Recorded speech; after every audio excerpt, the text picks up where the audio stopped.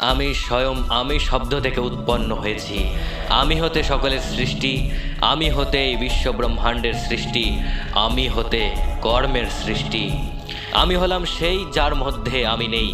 আমি কোনো ভূমির বাসিন্দা নই, কারণ ভূমি স্বয়ং আমি। আমি কেউ নই, আবার কেউই আমি নই।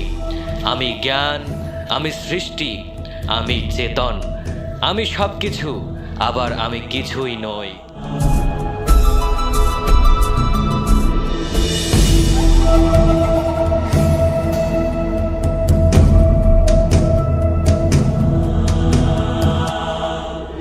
সাত্ত্বিক চেতনাধারী মানুষদের মুখে আমরা কত এই আমি সম্পর্কে গল্প শুনেছি, কত বিশ্বরূপের গল্প শুনেছি, কিন্তু এই আমিটা আসলে কে? এই আমি আসলে অন্য কেউ নয়, আমরা স্বয়ং নিজেরাই। কারণ আপনি যতক্ষণ আছেন ততক্ষণ সব কিছু আছে, আপনি নেই, কিছুই নেই। আমাদের মধ্যে নানা ধ্যান ধারণা কাজ করে।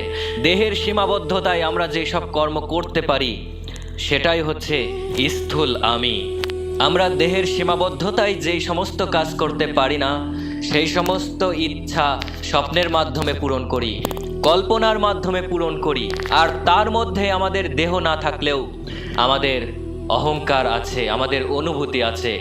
আর সেই অনুভূতিটাই হচ্ছে সূক্ষ্ম আমি। আর যেই অনুভূতির মধ্যে কোনো স্থূল সূক্ষ্ম অহংকার নেই, সেটাই হচ্ছে শাশ্বত কারণ আমি। এই শাশ্বত কারণ আমির শরণাগত হলেই মানুষ দেবতা এবং অসুরের দ্বন্দ্ব থেকে মুক্ত হয়।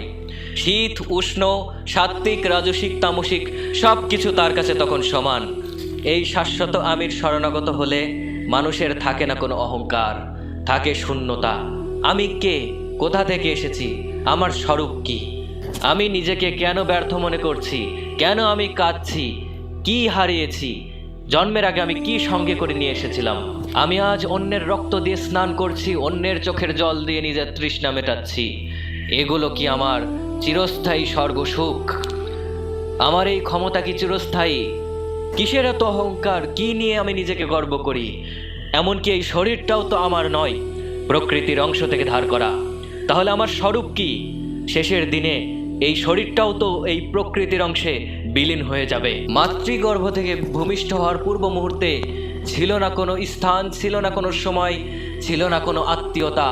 সমস্ত অনুভূতিটাই ছিল এক পরম শূন্যতা। শেষের দিনেও তো সেই একই শূন্যতা। শূন্য থেকে এসেছি আমরা, শূন্যেই ফিরে যাই। মাঝখানে মেতে আছি এই অহংকারের সাজসজ্জায়। আর এটাই সেই শাশ্বত কারণ আমি, যার শরণাগত হলে জীবন অবস্থায় সমস্ত অহংকার পুড়ে ছাই। শেষ ভরসা পরম শূন্যতা।